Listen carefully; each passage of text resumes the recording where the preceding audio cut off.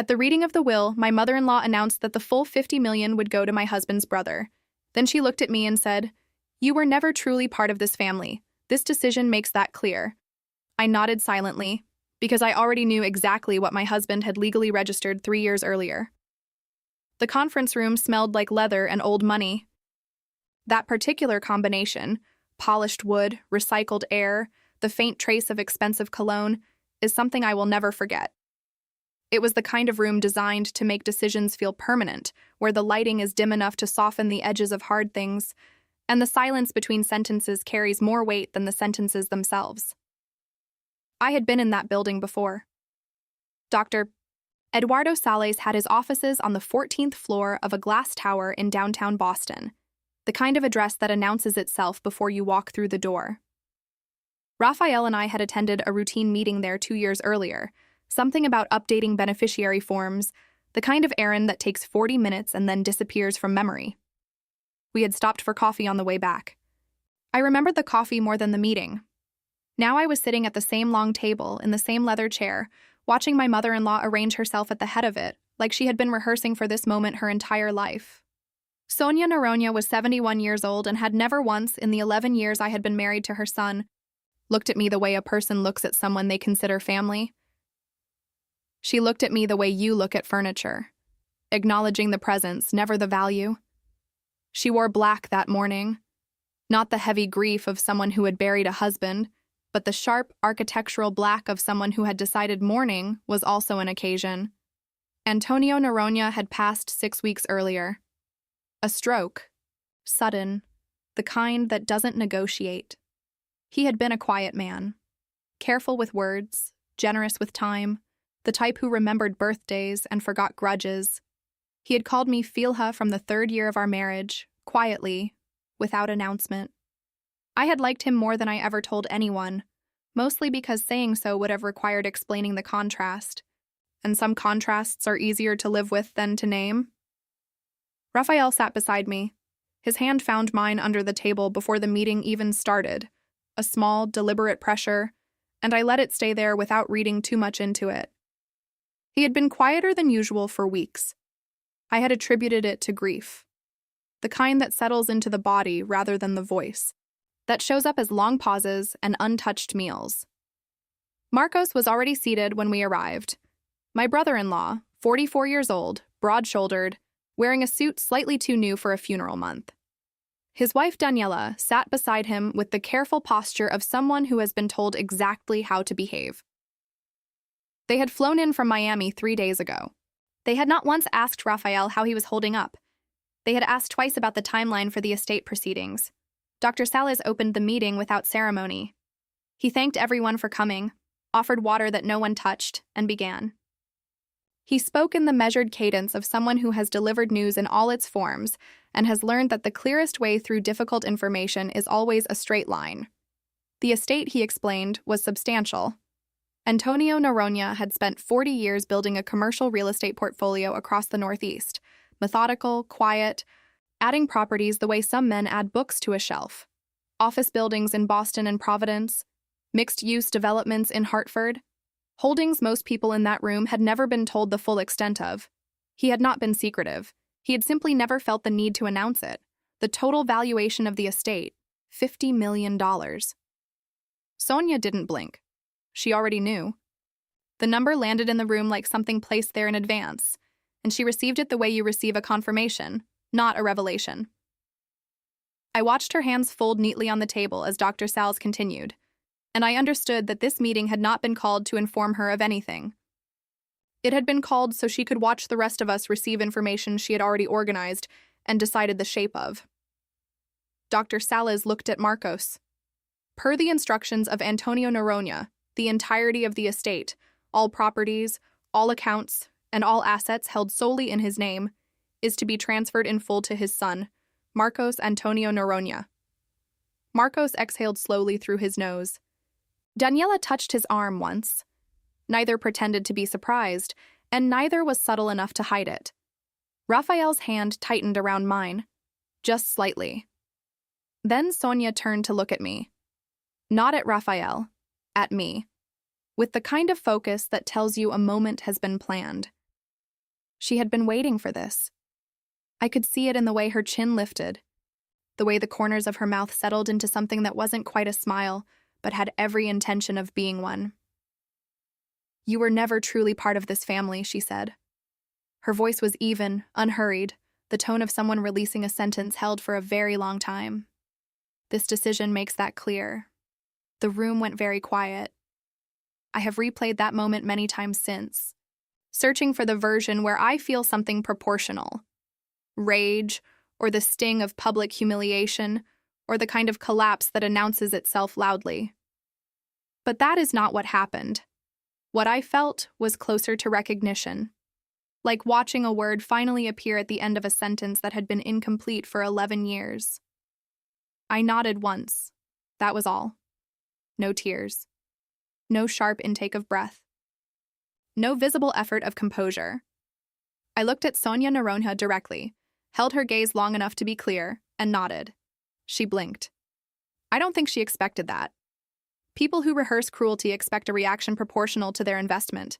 They expect collapse, or fury, or at minimum the visible restraint of someone holding themselves together. What they don't expect is calm.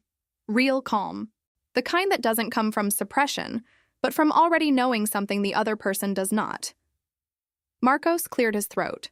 Dr. Sales shuffled papers. Raphael looked at the table. "Is there anything else?" Sonia asked, turning back to the lawyer with the efficiency of someone closing a door. "There are a few ancillary items," Dr. Sales said. "If everyone can remain for another 20 minutes. "Of course," she said. I stayed in my seat.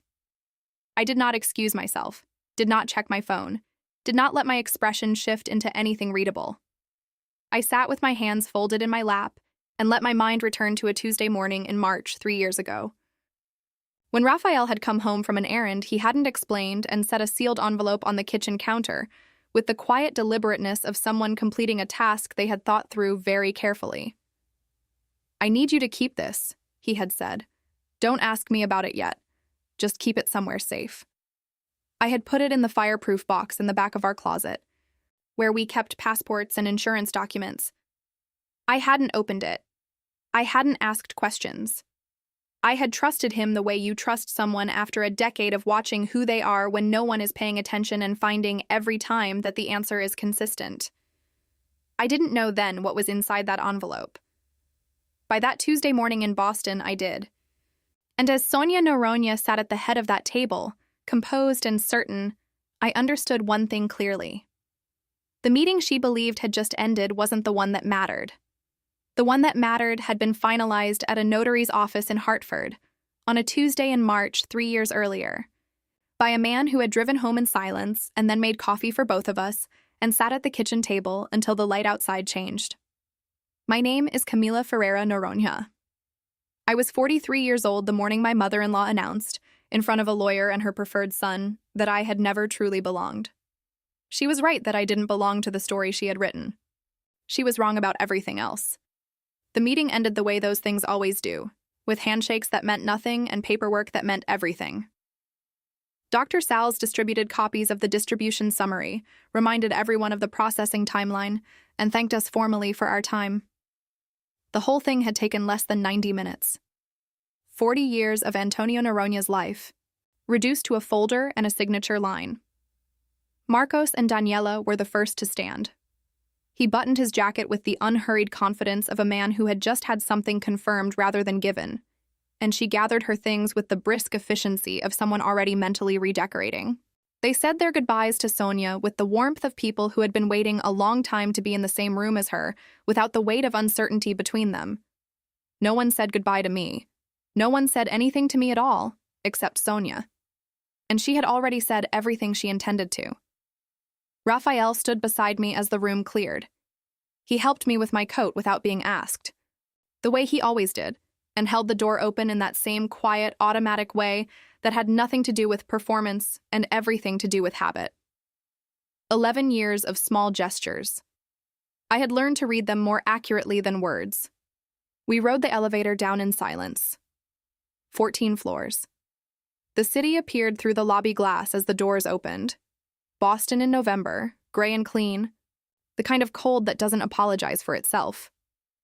Raphael pushed open the heavy front door and we stepped outside together. He didn't speak until we reached the corner. "Are you all right?" he asked. The question was careful. Not "are you okay?" which invites the reflexive fine. "Are you all right?" which assumes something happened and wants the honest answer. I thought about it for a moment before I responded. "I've been better," I said. But I knew that going in. He nodded slowly. His jaw tightened the way it did when he was holding something back that he hadn't yet decided how to release. We walked another half block before he spoke again. "She planned that," he said. "The last part." "What she said to you?" "She told me 2 weeks ago that she intended to say it in front of everyone. She wanted witnesses." I stopped walking. He stopped too, turning to face me on the sidewalk. Around us, the city moved on with complete indifference. Cabs, pedestrians, a delivery truck idling at the curb. The ordinary machinery of a Tuesday. "And you didn't warn me," I said. "It wasn't a question or an accusation. Just a fact being placed between us so we could both look at it clearly." Raphael met my eyes. "No," he said. "I didn't warn you. Because I needed her to say it. In front of Dr. Salz. On the record." I looked at him for a long moment. The cold moved through my coat, but I barely registered it. There was something in his expression I recognized but hadn't seen in exactly this configuration before. Not guilt, not regret, but the particular gravity of a person who has been carrying a plan for a long time and has finally arrived at the part where it becomes real. "We need to talk," he said. "Not here." We found a coffee shop 2 blocks from the building, the kind that has small marble tables and takes itself seriously. We ordered without looking at the menu. When the cups arrived, Raphael wrapped both hands around his and didn't drink, just held it the way people hold things when they need something to do with their hands while they say difficult things. 3 years ago, he began, I asked my father to sit down with me. Just the 2 of us. No lawyers, no family meetings, no agendas. I drove to Providence on a Sunday, and we spent the afternoon at his kitchen table. I remembered that Sunday. He had told me he was visiting his father. He had come home quieter than usual and gone to bed early. I hadn't pressed. I told him what I'd been watching for years, Raphael continued, the way my mother managed his finances, the accounts he thought he controlled, the decisions she was making under his name that he wasn't fully aware of. He already suspected some of it. He just hadn't had anyone confirm it out loud. Raphael looked up from his cup. He was not a man who cried, my father. But that afternoon, he did. Briefly, quietly, the way men of his generation do, like they're apologizing for it while it's happening. And then he straightened up and asked me what we should do. I felt something tighten in my chest. Not surprise, exactly. More like the sensation of a shape becoming clear that you had been looking at for years without quite seeing.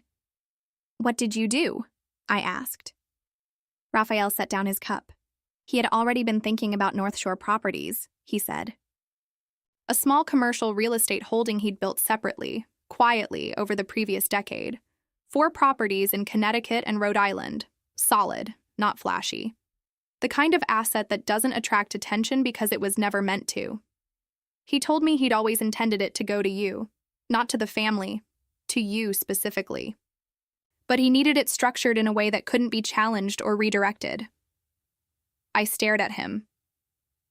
"We worked with an independent attorney," he continued, "not Dr. Salz. Someone my father found through a colleague in Providence, someone my mother had never met and had no connection to. We spent 3 months on the documents. Everything was reviewed twice, signed with medical clearance, notarized and filed." He reached into the inside pocket of his jacket and set an envelope on the table between us. It was the same envelope. I recognized it immediately. Cream-colored, thick, sealed, with the name of a law firm I didn't know printed in the upper left corner, the one I had kept for 3 years in a fireproof box in our closet without opening or asking about. "That's the summary document," he said. "The full filing is already with the attorney. It was registered in Hartford 14 months after that Sunday in Providence. North Shore Properties currently holds 4 commercial assets across Connecticut and Rhode Island. The valuation, as of last quarter," he paused, "is greater than what Marcos received this morning." The coffee shop hummed quietly around us. Someone at the next table laughed at something on their phone. A barista called out a name. The world continued its ordinary work. I looked at the envelope and then at Raphael. "Why didn't you tell me?" I asked. He was quiet for a moment. Then he said something I have returned to many times since. "Because I needed you to walk into that room without performing anything. No preparation. No anticipation. She was watching for it. Any sign that you knew something. If you had known, she would have seen it. She's been reading you for 11 years. He was right. Sonia Nerona had spent over a decade studying me for weaknesses, cataloging my reactions, learning the difference between my composed face and my controlled one. If I had known what I was walking into, she would have detected something. A stillness that was too deliberate. A calm that was too prepared. Instead, I had given her the real thing. I nodded once, she had said, and she had blinked. I picked up the envelope. "What happens now?" I asked. Raphael looked at me steadily. "Now," he said, "we call Dr. Fabio Mendez. He's been waiting to hear from us since this morning." I turned the envelope over in my hands. 3 years of trust reduced to paper, sitting on a marble table in a coffee shop 2 blocks from the building where my mother-in-law had announced, with great satisfaction, that I had never truly belonged. She had planned her moment carefully. She just hadn't known about ours. Dr. Fabio Mendez had an office in Hartford that looked nothing like Dr. Bio Salaz's. No marble lobby, no brass lettering, no skyline through floor-to-ceiling glass.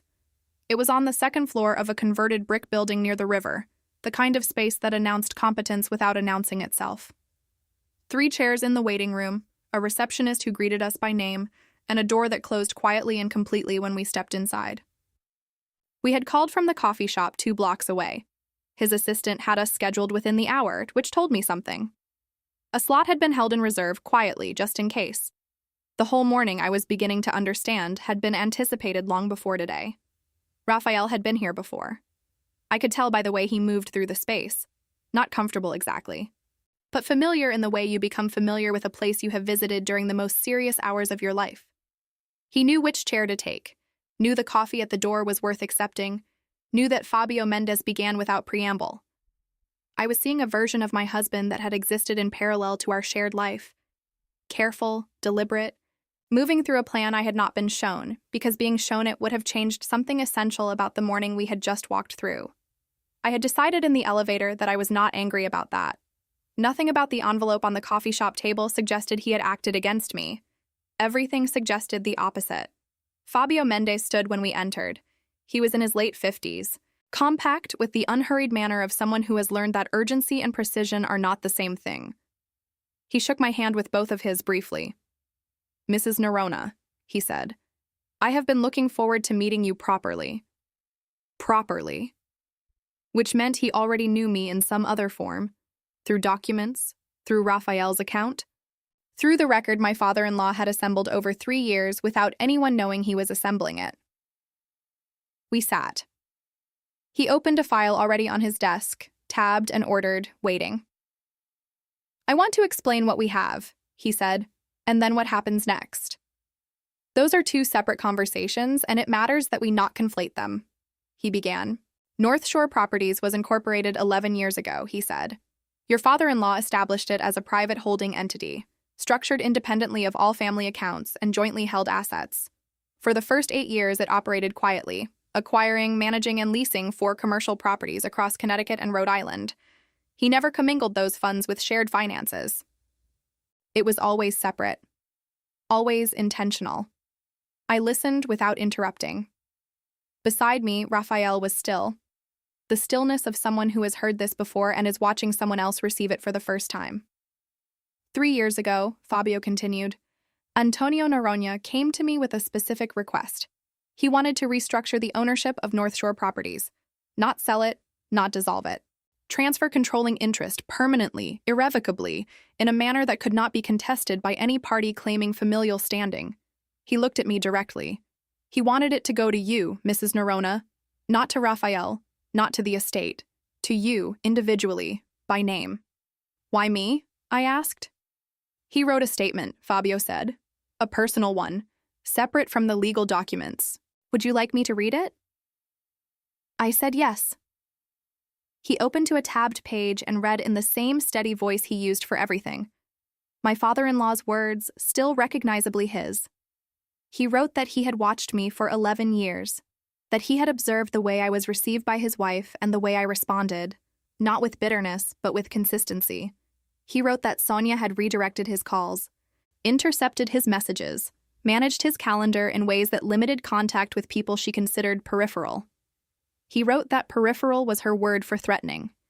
He wrote that I had never once asked him for anything, that I had shown up consistently, without agenda, that I had treated him like a person and not like an asset, and that this distinction, in his final years, had mattered more than he had words for.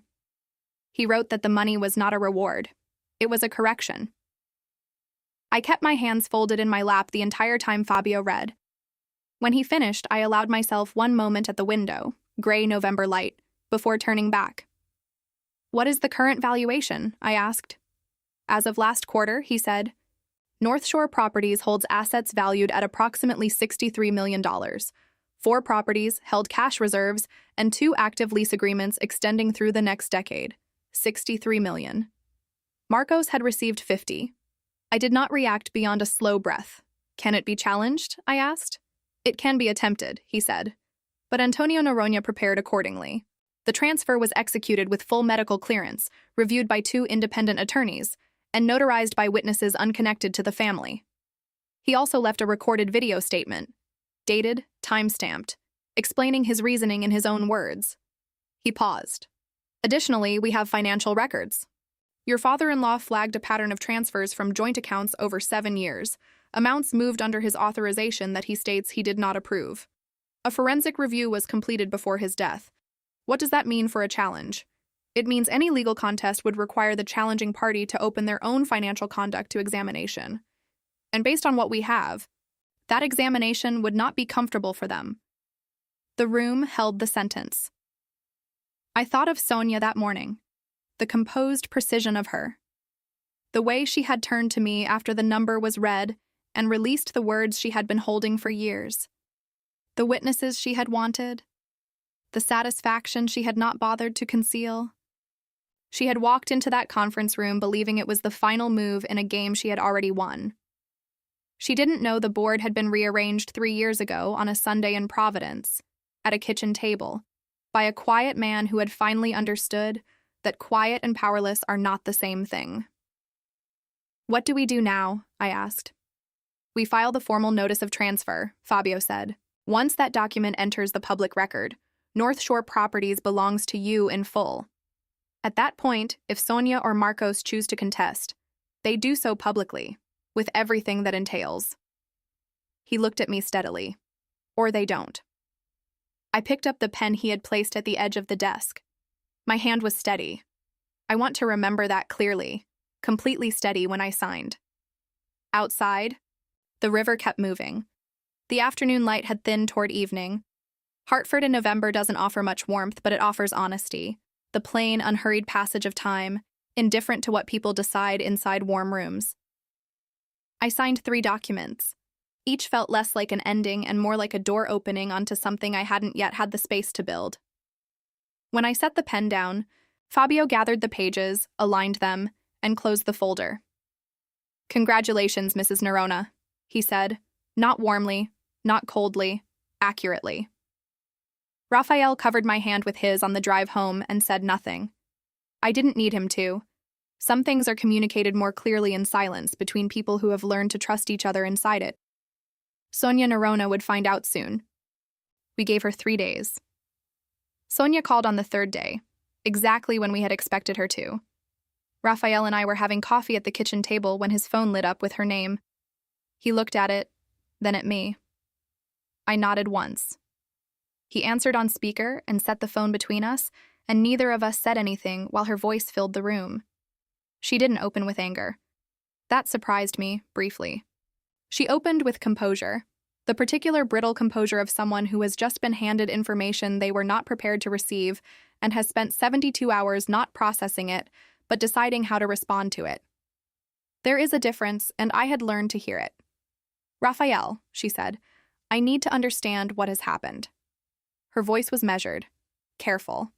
The voice she used in rooms where she wanted to appear reasonable before she stopped being reasonable. You've seen the filing, he said. A pause. Then, I have spoken with Eduardo.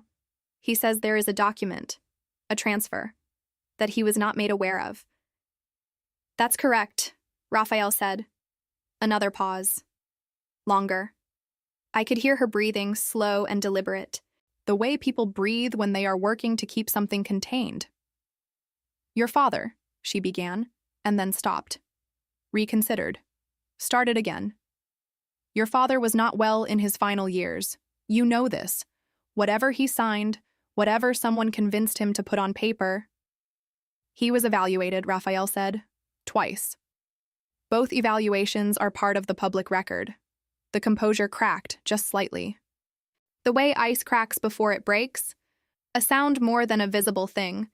A change in register before the fracture shows. She convinced him, Sonia said. Her voice had dropped into something quieter, harder, and more honest than anything I had heard from her in 11 years. You let her turn him against his own family. I looked at the phone on the table between us.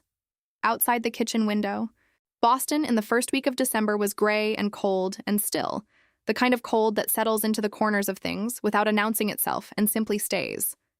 Raphael waited a moment before he answered. He made his own decisions, he said. He always did. We just stopped interfering with them. The line went quiet. A long, loaded quiet that was not confusion but calculation. I had heard that silence from Sonia before. In rooms where she was choosing which angle to approach something from, which lever to try, which version of herself to present next. I want to speak with Camila, she said. I looked at Raphael. He looked at me. I'm here, I said. A pause. You should know, she said, that this will not hold. Whatever you think you've secured, families find ways to correct these things.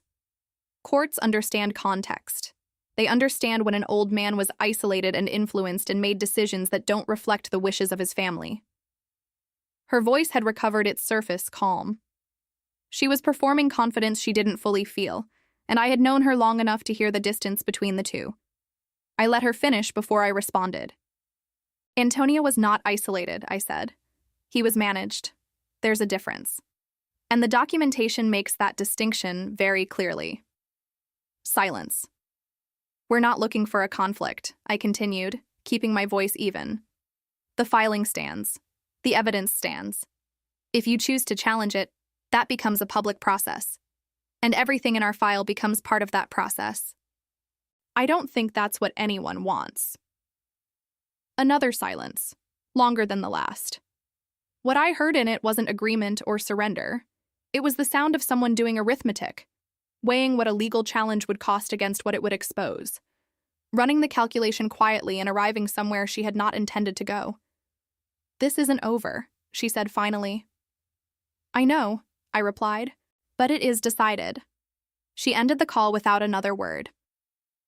Raphael reached across the table and picked up his coffee. He held it with both hands the way he had in Fabio's office 3 days earlier, and looked out the window at the gray December morning for a long moment. She won't contest, he said. Not officially. How do you know? Because she knows what's in the file, and she knows we'll use it. He was right. 3 weeks later, Dr. Salz sent formal written notification that no legal challenge would be filed. The language was careful, technical, completely stripped of emotion. It said nothing about why. It didn't need to. What followed wasn't dramatic. There were no final confrontations, no scenes at family dinners, no letters containing everything anyone had accumulated and never said across 11 years. There was simply the quiet, unhurried work of consequences arriving in the order they had always been going to arrive, one after the next, with no particular interest in anyone's feelings about the timing. Marcos and Daniela returned to Miami without the conversations they had expected to have. The $50 million was theirs, legally, cleanly, exactly as the will stated. But the position they had anticipated alongside it, the authority, the centrality, the sense of being the chosen branch of a family with weight, that required a center of gravity that no longer existed the way they had planned for. Sonia had been that center. And Sonia, it turned out, had built her authority almost entirely on the control of information. Once the information was no longer hers to control, the authority dissolved along with it. We learned through Raphael's cousin, mentioned in passing during a call about something else entirely, that Sonia had quietly stepped down from the charitable board she had chaired for 11 years. The reason given was health. Everyone who knew her understood it wasn't health. Marcos called Raphael once in January from a number I didn't recognize. Raphael answered, listened for several minutes, said almost nothing, and then said, "I hope you find what you're looking for." He ended the call and didn't bring it up that evening. I didn't ask. There are marriages that work because both people want the same things. And there are marriages that work because both people have, over years of paying attention, learned to trust each other's judgment about which things need to be said and which are better left in the silence between two people who no longer need to explain themselves at every turn. Raphael and I had the second kind. In February, we drove to Providence on a Sunday, not to visit anyone, not to close anything still open. Just to drive, the way you do when a chapter has ended and you want to mark it with something that isn't a signature or a phone call or a legal document.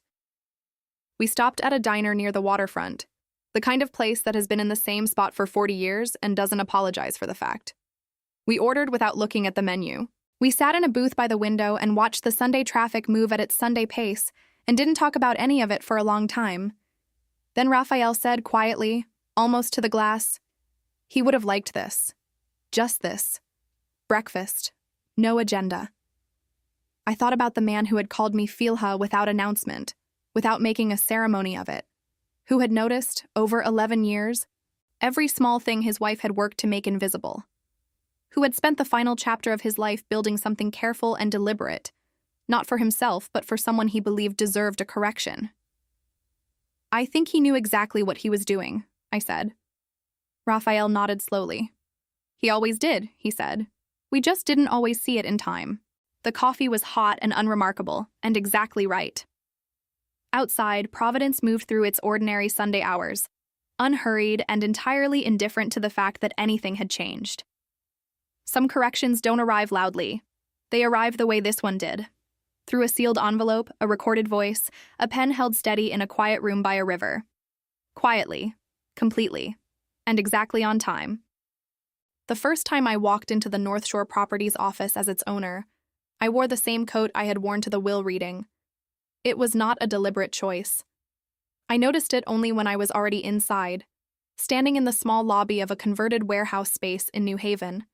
And the receptionist, a woman named Gloria who had worked there for 6 years, took my coat and I saw it on the hanger and thought, same coat, different room, different version of this day. The office was nothing like what I had imagined. I had pictured something that reflected Antonio Noronha's world, formal, precise, the aesthetic of a man who had built something over decades and wanted it to show. What I found instead was a working space. Whiteboards with numbers still on them from the previous week, a long table with laptops open and half a dozen people who looked up when I entered and then looked back at their screens, which I appreciated more than I could have explained. Fabio had arranged an introduction meeting. The core team, the operations manager, the property analyst, the 2 leasing coordinators who handled the Connecticut portfolio, and a financial controller named James Whitfield, who had been with Antonio since the beginning, and who shook my hand with both of his, briefly, meaning something beyond courtesy. He was a good man, James said. Direct. Without prelude. He talked about you. I didn't ask what had been said. The fact of the envelope, the filing, this room, those were the answer. The meeting lasted 2 hours. No one treated me like an inheritance. No one performed deference or walked carefully around my inexperience. They told me what they were working on, where the complications were, what decisions had been waiting for ownership clarity before they could move forward. They talked to me the way people talk to someone they need something from, directly, with the assumption that I would either understand or ask. I asked a great deal. By the end of the second hour, James had filled half a whiteboard with numbers, and I had filled 3 pages of a notebook.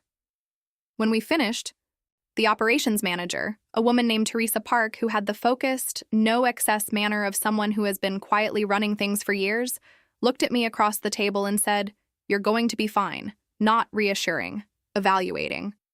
The difference mattered. I drove back to Boston that evening and sat with Raphael at the kitchen table for a long time, going through my notes, asking questions he sometimes knew the answers to and sometimes didn't. The shape of my days was about to change in ways I couldn't fully anticipate yet. But for the first time in a very long time, I was moving towards something rather than waiting for something to pass. The weeks that followed were dense. Mornings at the New Haven office, afternoons on calls with property managers in Rhode Island, and attorneys reviewing lease agreements I was learning to read with actual comprehension. I made mistakes, 2 of them significant enough that James brought them to me directly, without softening, the way you bring things to someone you've decided to take seriously. I was grateful for that. Being corrected by someone who believes you're capable of doing better is an entirely different experience from being managed by someone who expects little from you to begin with. By spring, I had enough working knowledge of the portfolio to sit in meetings without notes as a lifeline. By early summer, I was the one running them. There was one afternoon in May that I keep returning to, not because anything dramatic happened, but because of what I noticed when nothing was.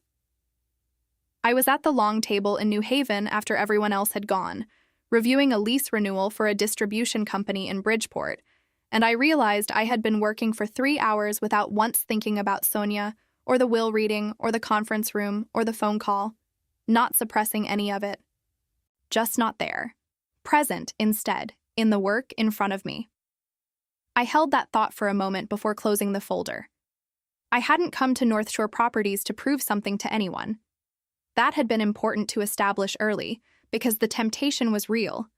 To let everything become a rebuttal, a living argument addressed to a woman who had said, in front of a lawyer and her preferred son, that I had never truly belonged. There would have been satisfaction in that, but it would have made everything I was building into something defined by her. And she had already occupied enough of the architecture of my life without my permission. What Antonio had left me wasn't ammunition. It was space.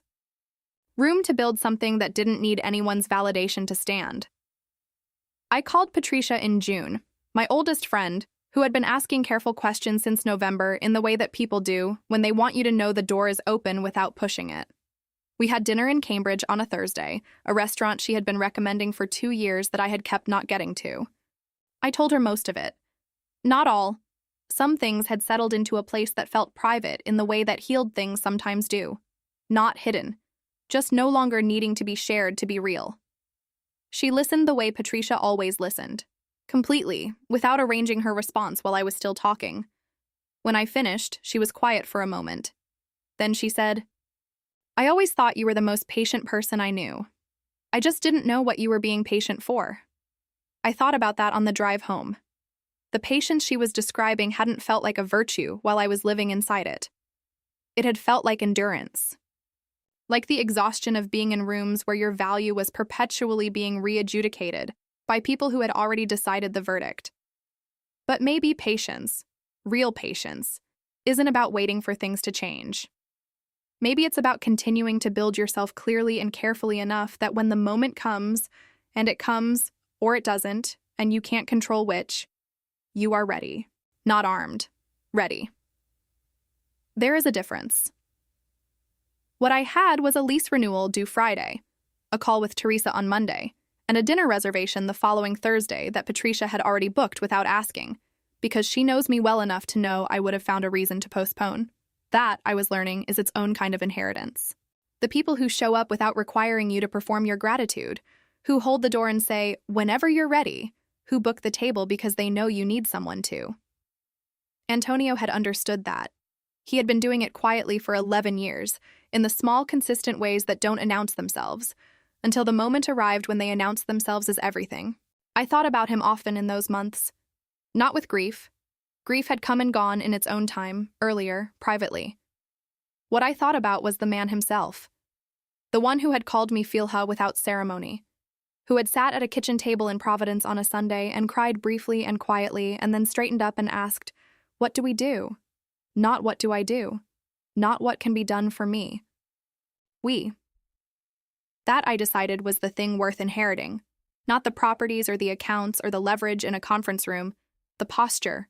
The understanding that building something real means turning toward the people beside you and asking the question together. I was still learning how to do that. But I was learning it in a room of my own, at a table I had earned, in a life that no longer required anyone's permission to exist. That was enough. More than enough. It was exactly right. There is a particular kind of morning that comes after everything has settled. Not the morning after a crisis. That one arrives with its own specific weight, the residue of adrenaline and unfinished sentences. I mean the morning that comes months later, when the documents are filed and the calls have stopped and the architecture of your life has quietly rearranged itself around what happened, and you wake up and make coffee and stand at the window and realize that the thing you were bracing for is already behind you. That morning came for me in late October, almost exactly 1 year after the will reading. I was in New Haven. I had started keeping a small apartment there during the week, a third-floor unit 2 blocks from the office with a window that faced east and a kitchen that caught the morning light well. Raphael came down on Thursdays. We had dinner, went over the week, drove back to Boston together on Friday afternoons. It was a rhythm we had found without discussing it, the way the best arrangements tend to happen, not designed, just arrived at, tested quietly against real life until it held. I was standing at that east-facing window with my coffee when my phone rang. It was Daniela, not Marcos. Daniela. I looked at the name on the screen for a moment before I answered. She didn't open with an apology. I hadn't expected one, and I wouldn't have known what to do with it if it had arrived. She opened with something harder, with honesty, the kind that doesn't negotiate with itself before it speaks. I want you to know, she said, that I knew it wasn't right. What happened in that room? I knew before we flew up from Miami. Marcos had been told what was going to happen. I knew it too. And I sat there and said nothing. I listened. I'm not asking for anything, she continued. I know that ship has sailed. I've been carrying this for a year and I needed to say it to you directly. That's all. The light through the window was early and pale, the particular quality of October light in New England that is beautiful and a little melancholy at the same time, like something arriving and leaving at once. I thought about what she was offering, what it had cost her to offer it, what I wanted to do with it. I appreciate you saying that, I said. I mean it. She let out a slow breath. That was it. No long conversation, no negotiation, no rebuilt bridge. Just a woman putting something down that she had been carrying, and another woman acknowledging that it had been set down. Sometimes that is the complete transaction. Sometimes it is enough. We said goodbye without making plans we didn't intend to keep. I stood at the window for a while afterward, finishing my coffee. Below, New Haven was beginning its morning. The particular, unhurried business of a city that knows what it is and doesn't spend much energy performing otherwise.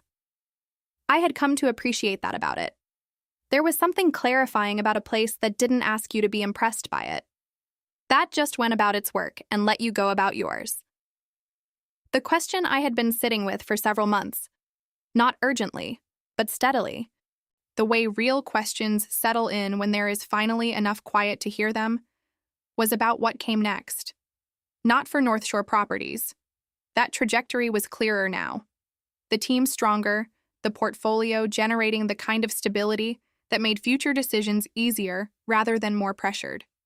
Teresa had been promoted to managing director in August, a decision that had taken me approximately 4 minutes to make, and that I would have made sooner if I had learned to trust my own read faster. The question was more personal. It was about what I wanted to build now that I was no longer building against anything. I had spent a long time, longer than I fully understood while I was inside it, organizing my sense of myself in relation to resistance. Sonia's disapproval, the family's exclusion, the ambient, unrelenting weight of being perpetually evaluated and found insufficient by people whose evaluation I had never invited. When you live inside that long enough, it begins to feel structural, like the walls of a room rather than furniture you could move if you decided to. What Antonio had given me, beyond the documents and the financial reality, was the experience of being seen clearly by someone with no interest in revising what he saw. He had watched me for 11 years and concluded, quietly and without announcement, that I was worth protecting. That conclusion had not depended on my performance or my compliance or my ability to fit a shape someone else had decided on in advance. It had depended only on what he had actually observed. That was the inheritance that mattered, not the correction of the will, the example of the man. I thought about that as I rinsed my cup and gathered my things. There were two people I had been meaning to call. One was a former colleague who ran a nonprofit focused on housing stability in Connecticut. She had reached out in the spring about a potential partnership, something that would let North Shore's regional presence serve a function beyond its financial one. I had kept the conversation warm without committing. It was time to commit. The other was a woman named Rosa Almeida, whom I had met at a conference in Hartford in September. A commercial real estate attorney in her early 30s, sharp and precise and clearly operating at half her actual capacity in a firm that didn't know what to do with her. She reminded me of someone, though it took me a while to place who. Eventually, I understood. She reminded me of myself at that age, in rooms where the people who were supposed to see her had decided not to bother. I had her card in my desk. I had been waiting until I was certain about what I wanted to offer before I reached out. I was certain now. I walked to the office through streets that smelled like October, cold and leaves and the specific cleanness of air before a city fully wakes up. I thought about the conference room in Boston a year earlier, the leather smell, the bottled water no one touched.